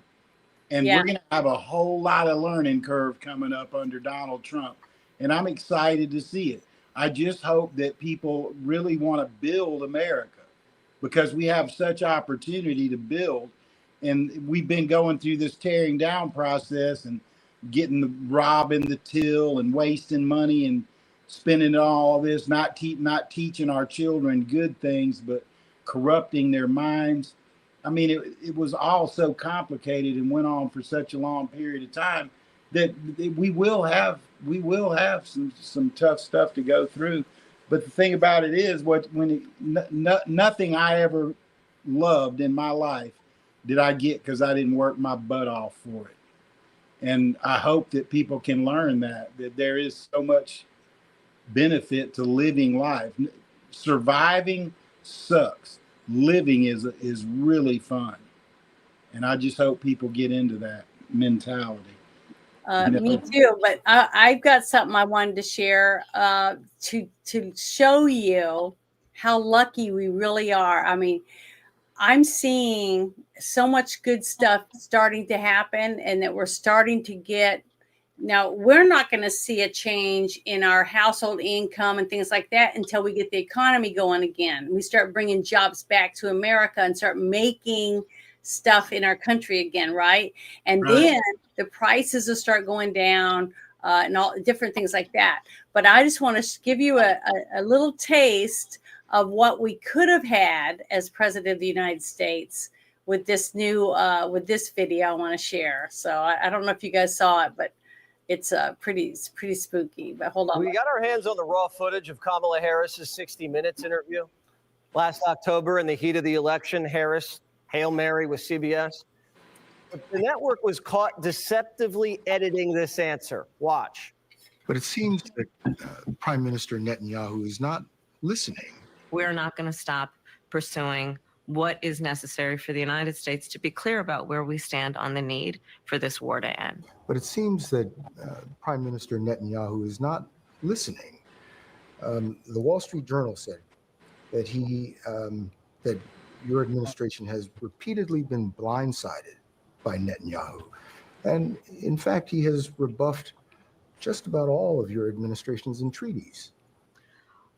Well, Bill, the work that we have done has resulted in a number of movements in that region by Israel that were very much prompted by or a result of many things, including our advocacy for what needs to happen in the region. And we're not going to stop doing that. We are not going to stop pursuing what is necessary for the United States to be clear about where we stand on the need for this war to end. Trump sued CBS for $10 billion, and it looks like they might settle. But before that happens, the FCC released the full interview, unedited, and we have the tape. They talked for an hour and left a lot out. Here's an answer that never made air. Watch. I'm trying to understand how it is that with this emphasis on the border, the numbers of crossings quadrupled under the first 3 years of the Biden-Harris administration. How did that happen? There are a variety of factors that relate to what we have seen globally and what we are not immune from at our own border in terms of what we have seen in terms of surge of immigration and irregular migration. And there are solutions at hand, but we've got to have leaders who are solution oriented, which we've been and are. CBS also cut out their host pressing Kamala on how she's going to pay for all of her giveaways. If all of this makes so much sense, why has this not been done? You're dealing with a Congress that is divided, that many are in opposition to not only you, but your policies. So how are you going to make this come true? If I approached my life as though, well, it's never been done before, therefore it cannot be done, I wouldn't be sitting here in this interview with you. That's the truth. Then 60 Minutes tossed Kamala a big fat softball, and she swung and missed. The most basic of questions. Why do you want to be president of the United States? There are many reasons, but probably first and foremost, I truly believe in the promise of America. I do. And I love the American people. You know, we are a people who have ambition and aspirations and dreams and optimism and hope. That's why you want to run. That's why you want to be That's why I'm president. running. That and some other reasons. But you're asking the American people to make you the most powerful person on the planet. Mm-hmm. Why do you deserve the American people's votes? Well, first of all, I have a career and a history of being very clear that I think of my role of leadership, and in particular now for the last 4 years as vice president and moving forward as president, if the voters will have me, as being a leader on behalf of all Americans. Kamala wasn't the only one having a rough night. One of the crew guys misgendered Madam Vice President. Is that what you needed? Yes, sir. Yes, ma'am. 30 seconds of silence, please, for Ruth John. Michael Schellenberger is the founder of Public News. All right. Do you see anything scandalous about what CBS did here, Mike? Oh yeah, a little bit. I mean, I just sort of forgot that that's how she talks, you know. And I was, it was actually enjoyable watching it again. I don't know why, it just was. I mean, it's like the easiest stuff to memorize. You would think she would have memorized it by then, but it feels like she's trying to figure out why she's running for president every time she's asked. I mean, it's like a month before the election, and you're on 60 Minutes. She's and like, he's like, why do you want to be here. president? Why am I and she's running? like, well, let's see. What? Amazing. Yeah, scary as shit. I'm so thankful to God every day that she did not win. Oh my God, we came really close, and she wouldn't have been president. So whoever is in charge of her and who is in charge of Biden would be the one running the country. It's probably a group of people. I don't know, but that was scary as shit thinking about it. When I got to see some of the tidbits, and I knew it was faked. I knew that she was, they just propped her up, and she probably had an earpiece, just like she did during the debate. I know that she was wearing those earrings. That came out that she was wearing earrings that, basically someone was talking to her and telling her what to say.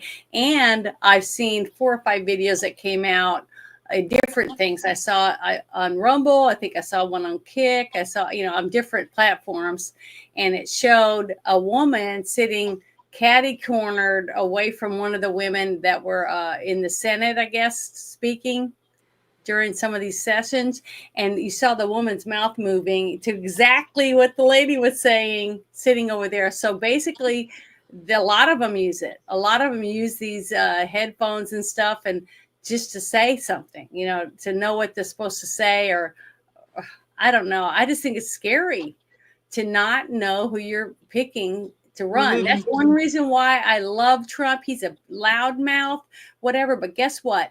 He can sit up there and talk your head off. He can tell you about anything. I mean, anything that's going on and what he's doing and why he's doing it on his own. He doesn't have to have an earpiece or anybody telling him or propping him up and telling him what to say. It's refreshing to me to have somebody that I can actually watch. And I hope he does it. I hope he does it through his whole thing. Is get up there every month or every week or every day, whatever he wants, and he talks to the press. And even if he only has certain people that he talks to, because the fact that he opened up his press corps to people that do podcasts and stuff like that, I think that's amazing too, because he knows that people at certain places are not to be trusted. They're fake news, just like he said. And as long as he keeps that attitude and understands that they're not going to say the truth. Now, they might, now that they're not getting the extra money on the side anymore. The side jobs are gone, buddy. The bank is drying up. The bank is drying up. I just want to dance around. I just can't believe it. I'm so happy about it to finally have to know where some of this stuff was coming from, and I guarantee, I'm guaranteed on my thought process that X or Twitter before, they were getting a buttload of money on the side, to hush up the Hunter laptop story and, all the other shit that they were doing. I know that they were getting a lot of money on the side, that this guy, he made hand over fist from the government, and then Elon bought it from him. So he took some of the money and started his new thing he's got going on the side. And he also does PayPal or whatever, I think. He owns a couple of different companies or whatever. So we'll see how he does. But if people stop buying shit from people and spending money on people that they don't like or don't trust, go someplace else. Spend your money. Enjoy where you spend your money. Like I Yeah, heard. we're free. We're free. I think everybody ought to go to all 50 states, look around, meet some people, and realize we're not different. We might speak a little different. We might eat a little different, have different habits here and there, but you're going to find somebody just like you everywhere you go in this country, and so will everyone else. Yeah. You don't have to be around people that make you uncomfortable. You just don't. The whole world out here, and it's really a nice place. Well, this was the last little thing I had pulled out that I thought was pretty interesting that we could talk about. And this is with Doge. It says, ignore the panic from the deep state over Doge and Trump targeting U.S. aid. I've been telling you for over a decade, it's a scam agency, and the CIA front behind regimen changes all over the world using your tax dollars. Okay, and here's the proof. So here's this person's point of view on the Blaze. And this is from October 2013, supposedly. So here we go. I have a picture here of an Al Qaeda leader, and they are in a U.S. aid tent. Look who signed the check for the initial $200,000 payment to the Islamic Relief Agency, the United States Agency for International Development. The more you look into U.S. aid, the more shocked you will become. U.S. aid was running a top secret espionage program to undermine Cuba and push people to dissent. Now, let me show you how much money we're talking about. It included a $1 billion sovereign loan guarantee, $320 million in general assistance. So where else beside the NIH has money been coming from? By far, the largest donors are from USAID and the Department of Defense. Judicial Watch found that the U.S. State Department and USAID had been giving millions to the Macedonian arm of George Soros's Open Society Foundation. What for? To train youth movements. So USAID, and those are always, they're known by anybody who pays attention as CIA fronts. This is, the USAID comes into a country, they start doing things, and next thing you know, we've got a revolution on our hands because that's the CIA. Well, I had a guest on my show a while back last year, and she was a colonel in the Air Force, and she talked about Operation Gladio. Have you ever heard of that? Mm-hmm. So, and that was a CIA front, organization, basically using our troops to help guard opium fields and things like that. Okay, for drugs, whatever else, and and that's all stuff that she was able to dig up from archives. Actual information that's out there that anyone can find if you just know where to look for it. Just like you were saying a while ago about researching things and finding stuff. So, man, this is going to be one treasure trove of information coming out. I can't wait, though, to see the client list really bad, because you know how I am about the whole thing about child trafficking, human trafficking, all that type of stuff. And I still tell people, if you want to watch a heartbreaking video to open your eyes about what happens to children that are trafficked, it's a video, and it's called The Eyes of the Devil, and it's here, and you can see it on YouTube. It's on YouTube. It's mostly blurred out, but you just have to sit and listen to it. It's about 4 brothels with children in them, 10 and under, and how you can get a newborn baby for $500,000 if you have the money. It's sickening, and it's sick that there's people that just look at life, children's lives, any life that isn't theirs, as nothing. It's just worth money, because drugs you can sell once, right? But kids and humans you can sell over and over again. It's pathetic and disgusting. So when you see or hear of anything like that, please share it with other people. Let other people know that this is real and these kind of things are happening. And I hope that some of this stuff that comes out with this whole Elon and the rest of them all going through all this stuff is going to help our country and help people wake up. But what I didn't finish earlier was that Marco Rubio was given the job to claim the USA aid thing, okay, U.S. aid thing, and restructure it and try to see if he can fix it and make it a legitimate business like it was supposedly done when it was first made, and get rid of whatever loopholes that they've got, because they should be able to figure out all the loopholes from all the documentation that Doge has been able to dig out, right?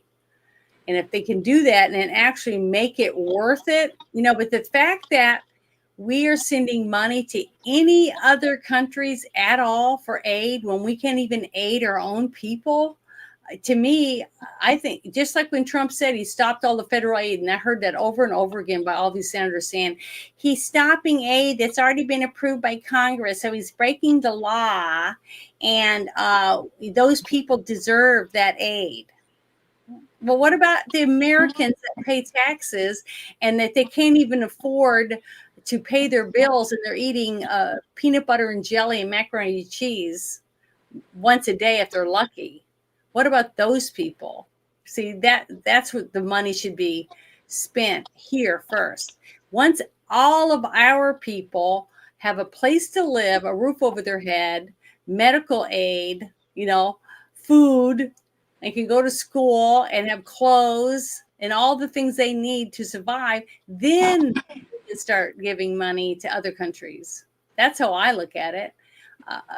I can't believe we'd spend $1 billion or even $1 million on any other country when we have homeless people in our own country. You know what I mean? What's wrong with America First for a while? As we can tell that all the years that they've been getting away with sending all this money to all these other countries, that it wasn't America First at all. America Last is what I saw with all this fraudulent money being spent. That's America Last. That's them first, the people getting the check. Just like when what was it? Biden was sitting in Ukraine, and he's sitting there all smug, and he said, if they don't fire that prosecutor, you're not going to get the check or get the money. Remember when he said that? Yep. And people still voted for him, anyways, even though the laptop was real, all the stuff was real, and it's like, it was so funny when they were interviewing Kash Patel for his position for the leader of the FBI, right? One of the senators said something to him. Are you a conspiracy theorist? Oh, I think it was Kennedy. And he said, and he just looked at him and he said, because if you are, you're running out of conspiracies. It was great. I just loved it, because that's the kind of stuff we need to hear. And that's factual stuff. It's not made up. Because all the stuff that's starting to come out is like the laptop was real. The Trump dossier wasn't real. The Trump was really being spied on in the White House. All that stuff was real. And everybody made fun of him and said he was full of shit. Even when he said the whales are dying because of the wind turbines. And he wasn't lying about that either, because that's the truth. They put all those wind turbines out there on the coast of California, and whales are beaching themselves because of that thump, thump, thump, thump, thump, thump, thump, thump, constantly underwater. It's causing the whales to beach themselves and die. Okay, so it's just pathetic how they get away with saying all these things, and no one's held accountable for it. But if you do it, you get in trouble. I don't know. I don't understand it, but. It's best not to understand some things. We just have to start doing everything right from here on. Mm-hmm. It blows here's all this revolves around common sense, and I want you to please explain. Here, somebody's just making the comment. Mm-hmm. I was going to bring up the taxpayer. Okay, mm-hmm. So the guy that they managed to elect to be the new chair of the DNC came on and did an interview, and he referred to their party as that they need to do things for the workers. Okay. Excuse me, but the workers, there is no workers. We're the taxpayers. You don't even have to go to work to pay taxes if you're smart enough. You know, you can make money sitting on your butt. But my point being, they're literally, they basically destroyed the economy so bad that the money that they could have spent that would have not put us in debt, right? If it was tax money. So why not build society, get more people working, more people paying taxes, lower the tax rate, have a future. You know, we don't know if there's going to be an asteroid or a flood or earthquakes or God Almighty. If anyone's not paying attention to Santori, they were showing them evacuating the island today, and they were having earthquakes every 5 minutes, and they're trying to get those people out of there. We're undergoing a lot of things in this world right now, and really, the people just need to love each other. We got some stuff going on, you know, globally with all the climate hoax bullshit confused everybody. We're really in a real dangerous place right now with solar weather and asteroids coming at us, and there's one that's like 1,500 feet across. That's enough to really cause a lot of damage. Not like what happened during the dinosaur thing, but still, wherever it hits, somebody's going to be in a lot of trouble. And they're saying that they're pretty sure it's going to hit in 2032. So, see, we've got so many things that we need to be prepared for so that humanity can carry on, you know. And I'm a Christian. You know, I believe there is that what's in Revelation is really true, and this world will end. But we've been through several collapses of you know, nations in the world. They all sort of do the same thing. Once they become amoral and immoral and do all the things our government just did, that they fall.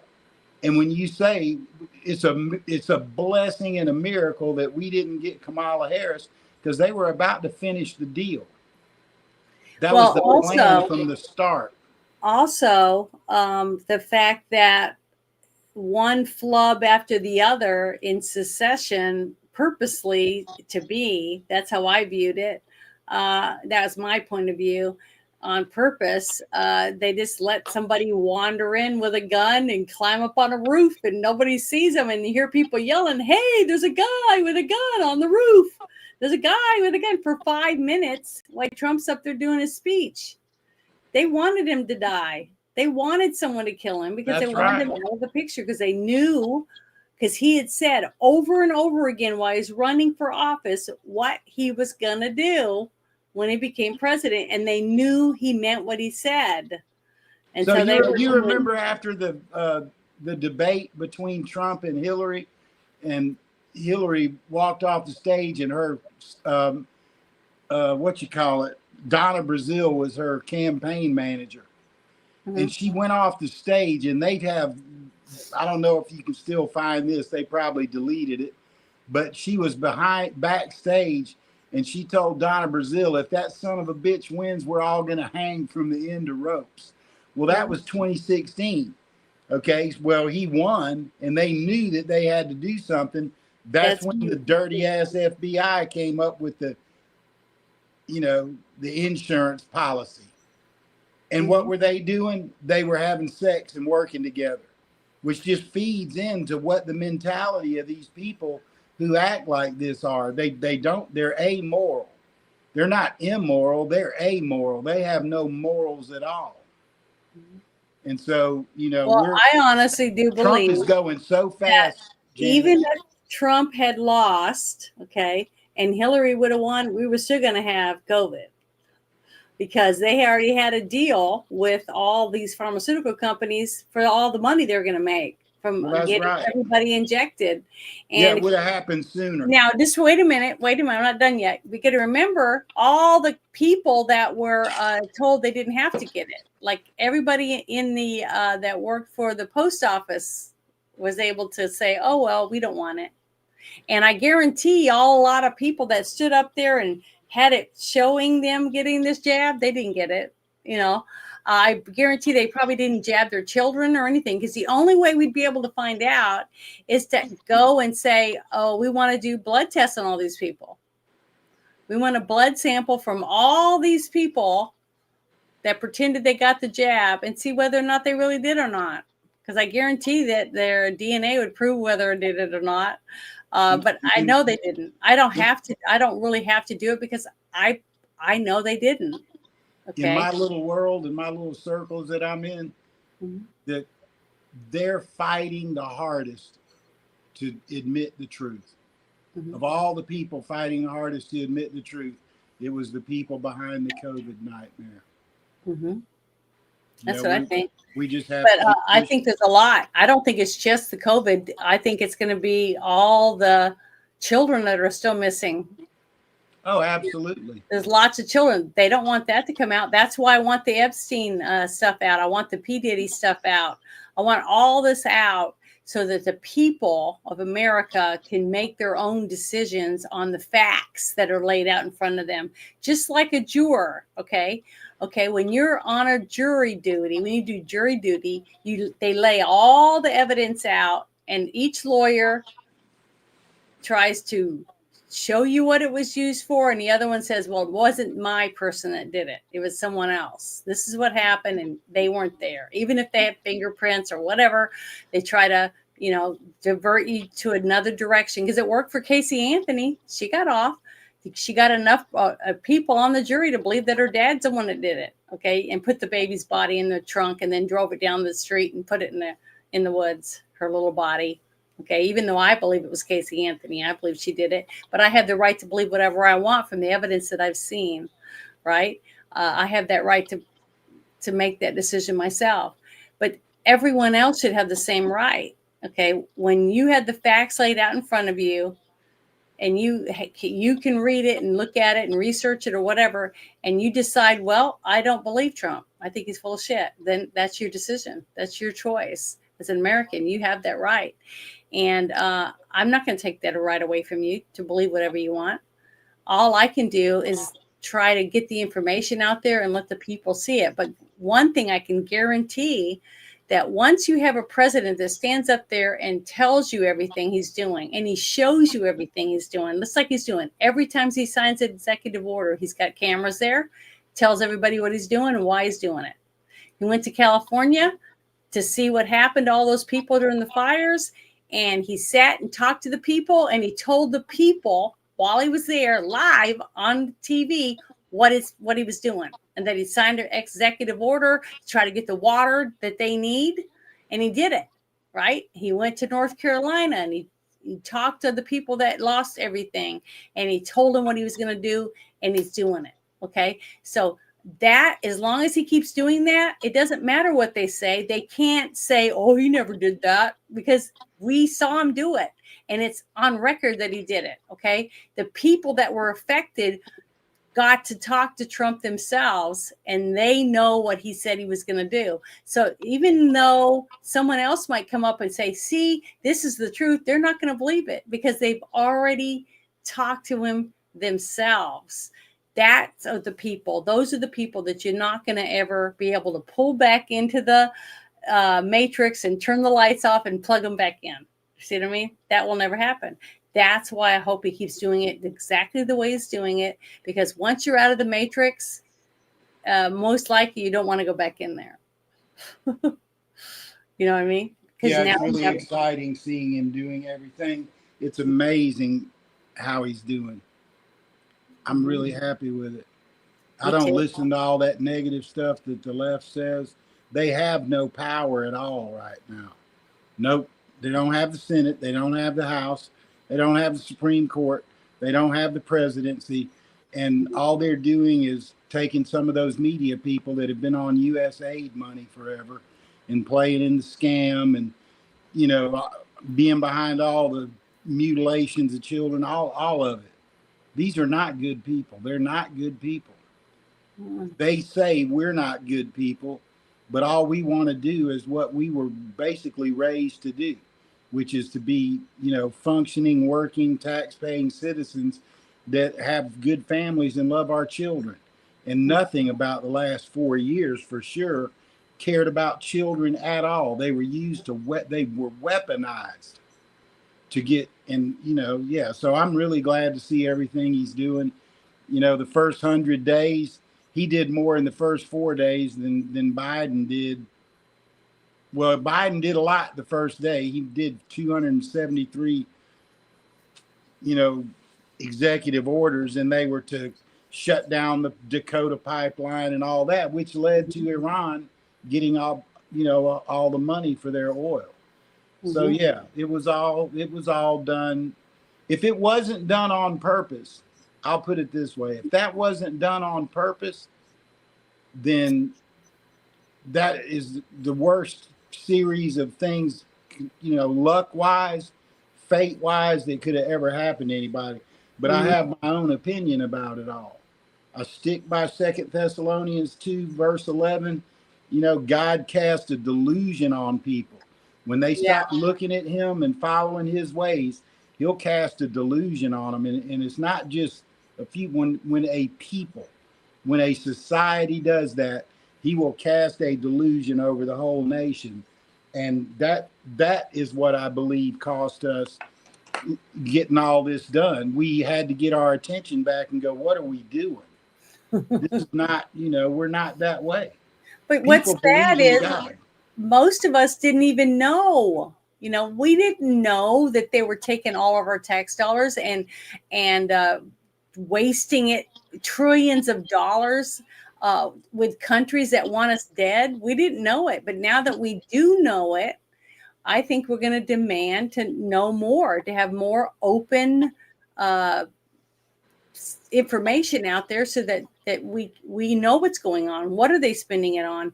I think more people are even interested in how our government works and trying to figure out how they write a bill. Remember they used to have that and after school specials, on TV when we were little, and they just don't do anything like that anymore. They don't have home economics in school.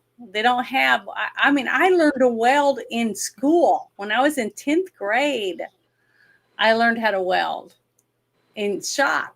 Okay. So you can learn a lot of things if they teach it to you, but if they don't even offer it in your school, how are you supposed to learn? We got kids that are graduating from college that don't even know how to balance a checkbook. At least. They get their first check and they go, who's FICA? They don't have a clue. They don't understand what's going on because we're not preparing our children for the real life after they move out.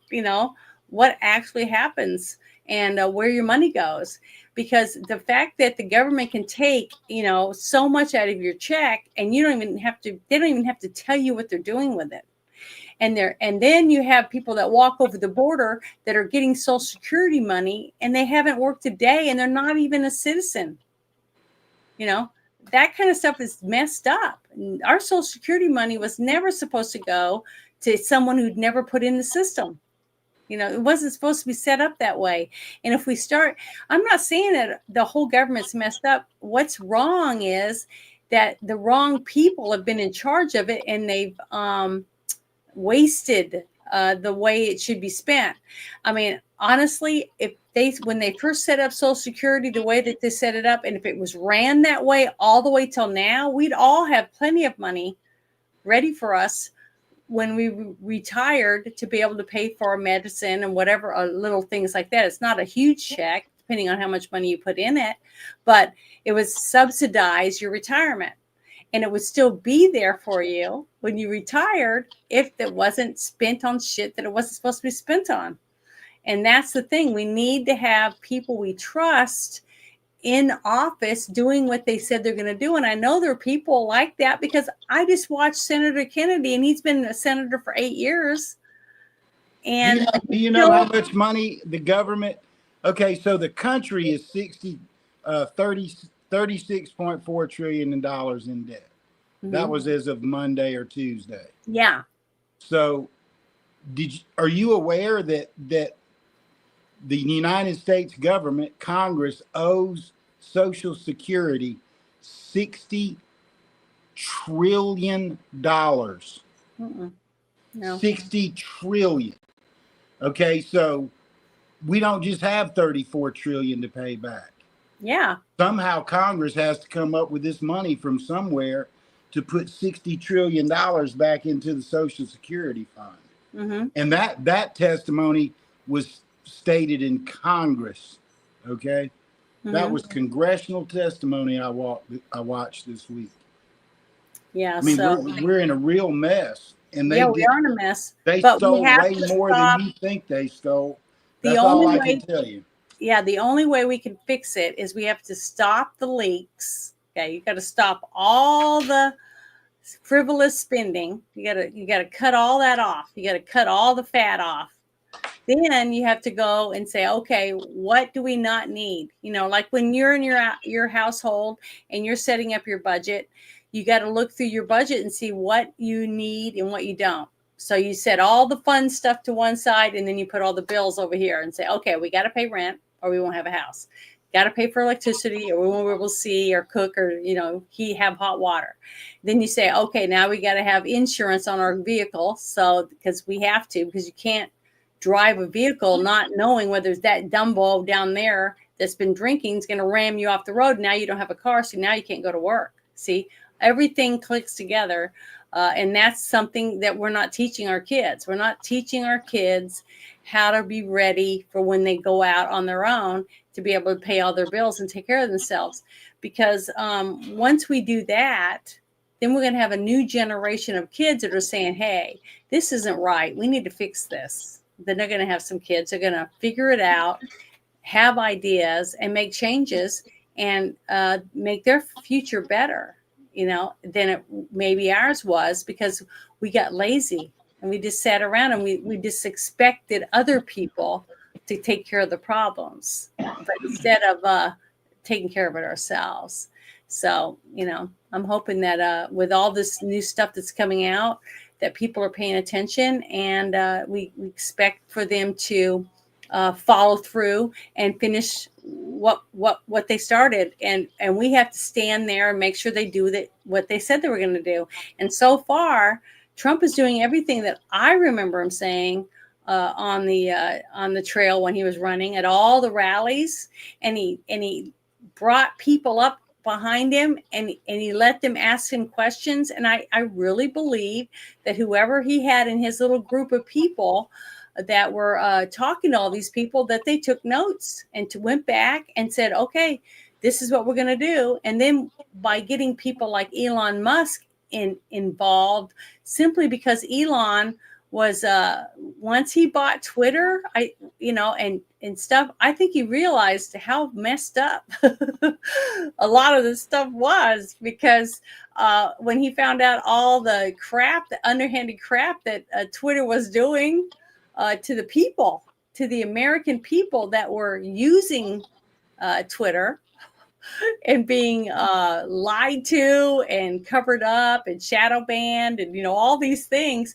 he realized it and was like, man, it's way worse than we thought. And then you got what was it, Zuckerberg before Congress, and he was forced basically to tell the truth that they were coming down on him and making him have to shut people up, because he didn't want people talking about the laptop that was real, that wasn't Russian misinformation.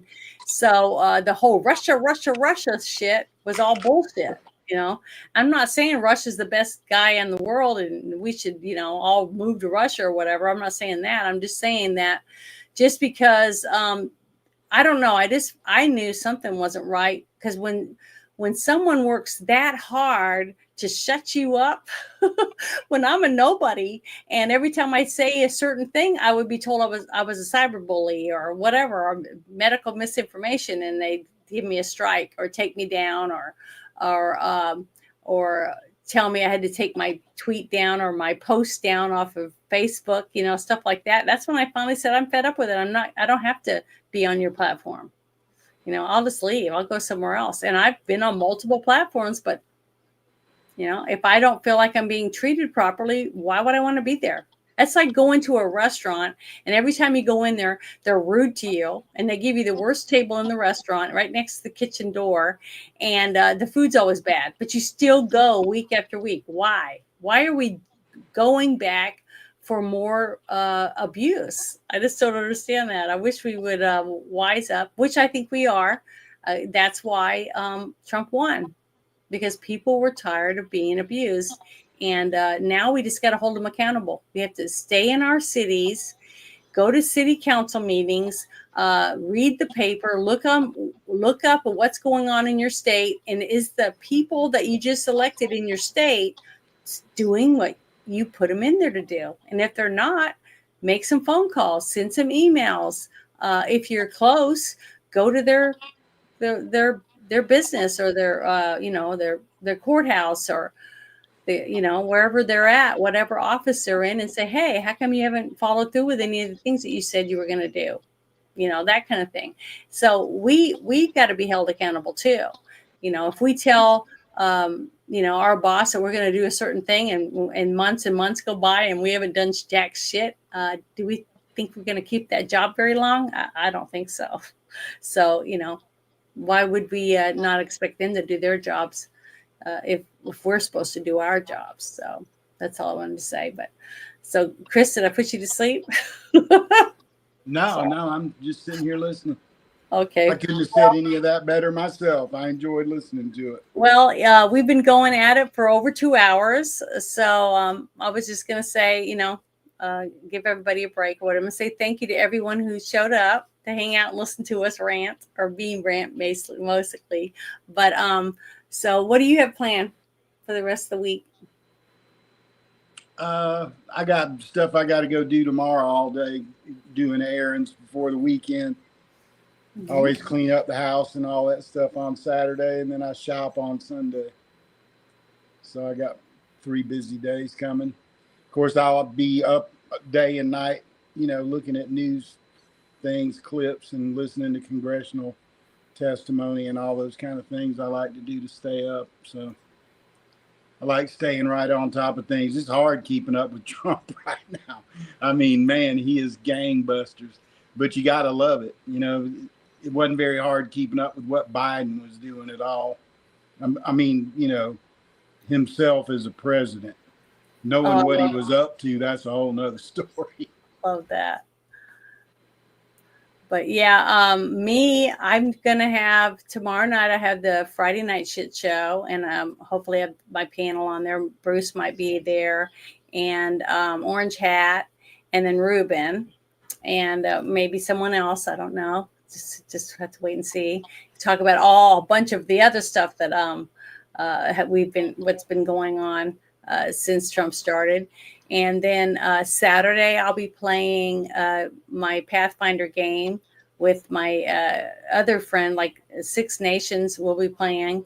I think, do we play this weekend? Or is it the other team? I'm trying to look at my map here, see what it says. It's, Alpha Group. That's us, right? That's us this weekend. So Bruce is writing his own game. So that's the game that we'll be playing.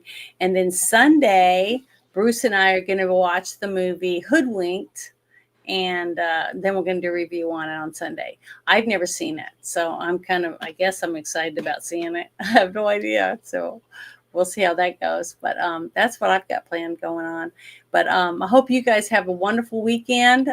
Starting tomorrow, be Friday, last day of the week, and hopefully some more good stuff's going to happen all weekend. Now, I just heard, though, that Kash Patel probably won't be able to be finally, picked until next week. That the left is pushing real hard. They do not want him in the FBI at all. So good. Fuck him. I know it's gonna be fireworks. I'm telling you, which is great. Look at what Marco Rubio and Pam Bondi and Hegseth and all of them have been doing. Tulsi Gabbard. I mean, all of them have just been doing a phenomenal job since they went in. And the good thing is they're young. A lot of them are really young, and they're gonna have to work really hard to keep up with Trump. Oh yeah, he goes at it. Trump is a hands-on person. He likes to dive in and run everything as best as he can. You No, know what I mean, JD Vance is doing a great job. Mm-hmm. Well, I sure appreciate you having me on again. I love our Thursday shows. Well, you're welcome. And next Thursday, I hope I'll have the two guys that I'm working on trying to get on. And then on the, I think it's the, let me look at the date. Shit, I don't have it written on here. Darn it. It's on my phone. In 2 weeks, on Thursday night, I'm going to have a representative from the state of Arizona. And he's going to come in and talk about a few things. Christian Lamar. I don't know if any of you guys know who that is. He's on Spaces a lot, and I think he's a wonderful guy. I've been talking to him for quite a while during this whole last, 4 years with all the bullshit that's been going on, and especially with Arizona, with the whole thing with Katie Hobbs and all that bullshit. So, I can't wait to have him on as a guest and let him go off and tell us a lot of shit that's going down and what he's been through, because he's put up with a lot of bullshit himself. So, and it's hard to be a conservative in a liberal area. You know what I mean? Yeah, it is. So, yeah, you should know. You go to Washington, D.C. a lot. So it's going to be interesting. But I just want to say thank you to everyone. And I wanted to show something. If anybody hadn't seen it, I'm going to play it again here at the end because I got two things I want to play before I close out. But here is one of them. I think it's funny. And I played it a few times today. So I don't think I played it today on this show yet, but I'm going to play it. It's really good. Donald Trump won, and I am very, very afraid that he might deport my mother-in-law. She entered illegally to the country, and she lives in Street 4, number 47, apartment D, New York. I am very, very concerned. That's right behind the green apartment. Yeah. I have nothing bad happened to her. The gate is always open. You don't have any dogs either. I just love that. I just love that. I think he is hilarious. He's adorable. And, the good thing is, and that's one reason why I really hope that Trump can figure out a way to save that app. There's a lot of funny people on that app. I mean, they're as you've seen, a lot of the things that I share come from TikTok because there's a good variety of people on there. And it's not all liberals. You know what I mean? A lot of people say, oh, it's a bunch of dumb liberals and chicken and cat videos and stuff. Well, yeah, I put some cat videos on there. No, I haven't. I put chicken videos though. And then this is the other one that I found. I really love it. To me, it's awe-inspiring because and the left hates it when I share this stuff. So this is one of the reasons why I'm going to share it. But here's another one. I think it's kick-ass. And because I'm a big comic book fantasy loving person and I love cosplay and stuff. So I could imagine this in my mind. And I don't want to play it again. I played it at the very beginning, but I want to play it before we go out. Oh, I love that. Did you see the FBI on the front of his chest plate? I just thought that was so cool. And the fact that how badass they all look. I mean, it's like they're gonna kick ass and take names. I just love that. But to see them like that and have younger people see him that way, to them, that just makes them look more like heroes. But the thing is, in a way, they are heroes right now. They're trying to fix the corruption and drain the swamp. And I just think it was really cool. And this kick-ass music to go with it and stuff. But, it's fun to get to laugh again. And people have been making memes about Trump since the first day as Orange Man bad, and all that stuff. And he's just laughed it off. He's just laughed it off because if you can't laugh at yourself, I feel bad for you. I make fun of myself a lot. I say a lot. I do a lot of stuff. And, but the thing is, nobody's perfect. We all make mistakes. And Trump, Kofi, remember? Everybody made fun of him because he spelled Kofi. Kafifi. Yeah. And so, different things like that. And Trump just takes it in stride. Okay. He takes it in stride. He took a bullet to the ear, which was a tiny bit more. It would have blew his head off. I mean, this person has been through a lot to try to get to what he's doing for our country. And to me, I have tons and tons of respect for this man. And, I pray for him every day. And I pray for his wife that she loves him dearly, and his family that love him. And to see, Donald Jr. with that beard and shit, I was like, damn, he looks pretty good. Even though I know it's AI, it's this fun. And how good AI is fun. looked and stuff. I just thought it was wonderful. I just thought it was a really unique video that someone made and put it on. They just set the time out and put it on TikTok, and I think it's great.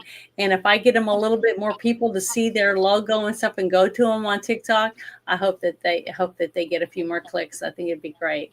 But I want to say thank you to everyone and have a wonderful evening. And thank you for hanging out with us. We really, really appreciate it. Thanks, everybody. Bye.